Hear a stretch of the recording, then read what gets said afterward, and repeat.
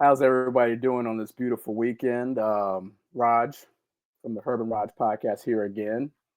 I know you guys are wondering what am I doing here right now, so I'm here. Here I am to explain. About a month ago, I was watching another episode on the Bama Standard Network, and our good friend Stephen M. Smith was on there, and I believe everybody was just talking about the upcoming 2025 offense and how things are going to shape out in the 2025 season. And we were talking about, excuse me, they were talking about the running back room at the time. And Stephen M. Smith mentioned the term muscle hamster. At the time, I had never heard the term muscle hamster before. Only JB was the only other person that knew about it. It was just Stephen M. Smith and JB. They both heard it. I laughed. JT laughed. Herb didn't know what was going on. I was just like, what is going on? So Stephen M. Smith alluded to the fact that Doug Martin, used to be running back for the Tampa Bay Bucks. He was the person who I think was coined with the term, the nickname muscle hamster due to his size. I think he was 5'9", 220, something like that. So I've had this term muscle hamster going on in my head almost every single day. I laugh about it. Again, when I first heard about it, I just thought it was a really, really strong rodent, but apparently it's an actual nickname to Doug Martin. So I thought about this for a while, and I decided to do, my own top five, another episode of Rodg's Top 5. And this week's top 5 is going to be my top 5 muscle hamsters from the University of Alabama since 1994. The reason I picked 1994 is because this is the year that Herb and I and our family moved to Tuscaloosa, and this is the year we became engulfed in Alabama football. With that being said, here is my top 5. Mark Ingram. How could you go anywhere? How could you start with anybody else but Mark Ingram? Again, these are not going to be in any type of order because I don't like to do things in order just to piss off her. Back to what I was saying. Mark Ingram. Nick Saban was able to go out and recruit Mark Ingram. He's back in 2008. I think he was part of that 2008 draft class. Along with Julio Jones. 5'9", 215 pounds. He was able to make an immediate impact as a freshman. Remember, he backed up, I believe, Glenn Coffey that year. Glenn Coffey ran for probably over 1K rushing yards that year. But even even backing up Glenn Coffey, Mark Ingram was still able to put up pretty good amount of yards as a freshman. 728 rushing yards, 12 touchdowns. At that time, that was a freshman record as far as rushing touchdowns is concerned. I'd have to double check to see if it's broken. I'm pretty sure it has by now. We've had a lot of great running backs after Mark Ingram, so that record is probably broken. Again, he played behind Glenn Coffey. He was still able to make 2008 All-SEC freshman team. Remember the 2009 SEC championship game when we beat Florida? I think it was 32-13. He and Julio Jones were on the sidelines doing the gator jump. And of course, they showed the camera. They spread the camera over to Tim Tebow, and he was shedding a few tears. That meme's never going to go anywhere. Again, immediate impact as a freshman from Mark Ingram. His sophomore year, 2009. We all remember this year because of what happened. First game of the season against Virginia Tech, I believe, in the Chick-fil-A Peach Bowl. Or not the Peach Bowl, but the kickoff game. He ran for 150 yards in his first game of the season. I think by him doing that, he just kind of let everybody know, like, hey, I'm that guy, and I'm here.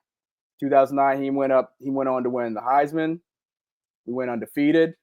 He won the Natty. Not just the Heisman. I'm sorry. Let me reiterate that. The first Heisman in Bama football history. Kudos to Mark Ingram. Again, I don't think you could start anywhere else when it comes to muscle hamsters. He's the true definition of one of Rodg's muscle hamsters.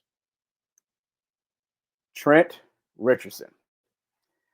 Trent Richardson was somebody who came in around 2009. Again, he was somebody who was able to make an immediate impact as a freshman on that undefeated Natty team. 5'9", 230, not the tallest guy, but stocky, built, cut, ripped, whatever you want to call him. Again, he came in 2009 when Glenn Coffey left, so it was Ingram and Trent Richardson. Those were the featured backs. Trent Richardson went on to make the 2009 All-SEC freshman team. In the Natty game, and some people don't remember this, in the Natty game against Texas, he ran for 109 yards and 2 touchdowns, and finishing with 751 yards as a freshman. Kudos to Trent Richardson. You made Rodg's muscle hamster team. One of Rodg's personal favorites, Josh Jacobs. I think 5'10", maybe 5'9", 220. Excuse me. One thing about Josh Jacobs, before I go into detail, is when you look at his overall numbers for his collegiate career, they weren't as high as some of these other running backs because remember, he split time with Damian Harris and Bo Scarborough for 2016, 2017. He didn't become the feature back to probably 2018. So 2016 numbers were kind of low. 2017, same thing. Still getting good production in though, and I had no problem with it. Damian Harris and Bo Scarborough were awesome running backs as well. Excuse me, but in the 2018 SEC championship game, he ran for 83 rushing yards. He did not run for 800 rushing yards. 83 rushing yards and 2 touchdowns. And one thing that we never forget about Josh Jacobs is what he did in the 2018 Orange Bowl against Oklahoma when he absolutely caught that pass from Tua Tagovailoa and absolutely trucked that gentleman. I forgot the gentleman's name. Hope he's doing well, but he trucked him.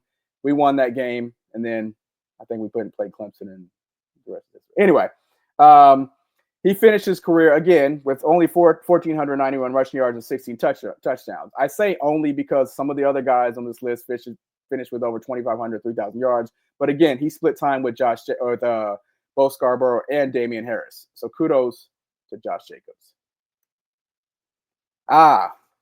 Ken Darby. Ken Darby was back in the 03, I think 03 to 06. He was 5'10", 219 pounds. He entered the 2005 season as a preseason All-SEC team. Finished with a little about that year. I think Alabama finished 10-2. Pretty good record. I think we played. I forgot we played in the bowl game. Dude. I want to say it's Texas Tech, but he finished off with a really good season. His highlight was probably his junior year, where he had a career high of over 1,200 rushing yards. So kudos to Ken Darby. And last but not least, I like Sherman Williams being here at this spot because Sherman Williams was the feature back on Alabama's football team when we first moved to Tuscaloosa. It was him. I think Dennis Riddle followed him. Sherman Williams was 5'8", 5'9", a little over 200 pounds. His senior year, he rushed for over 1,300 yards, All-SEC, second team All-American. That 94 team, we were like 12-1. I think Jay Barker was the quarterback. We were 12-1. Our only loss was to Florida in the SEC championship game. We lost 1 point, 23-24. I think we ended up playing Ohio State in the Citrus Bowl, beat them. Again, we finished 12-1, had a really good season of Bama football that year. And I think he was the first player to receive and run for 100 yards in a game. So kudos to Sherman Williams for that. And one other thing we can't forget about Sherman Williams is the Sherman Shake. You can watch it on YouTube. Yes, he did that little shake dance after he scored a touchdown in the end zone. It was actually pretty hilarious. So these 5 guys round out Rodg's top 5 muscle hamster teams since '94 of Alabama football. Again, let me know in the comments, whatever the case may be, are there any guys that I miss? Or is there somebody you would include, or is there somebody you would have removed from this list? One of those names that may come to mind, and I put him in my honorable mention, is Sean Alexander. He did not make my initial list because he's 5'11". He's a little taller. I like my muscle hamsters 5'9", 5'10", a little shorter than that. But Sean Alexander made my honorable mention list just for that. And of course, he's arguably one of the best running backs in Alabama football history. Anyway, with that being said, I hope you enjoyed the video. Like, comment, subscribe. Catch the podcast on Tuesday nights, 8 p.m. Central Standard Time. And let me know what you think about the video. Kudos. I appreciate y'all for watching. And as always, roll Tide.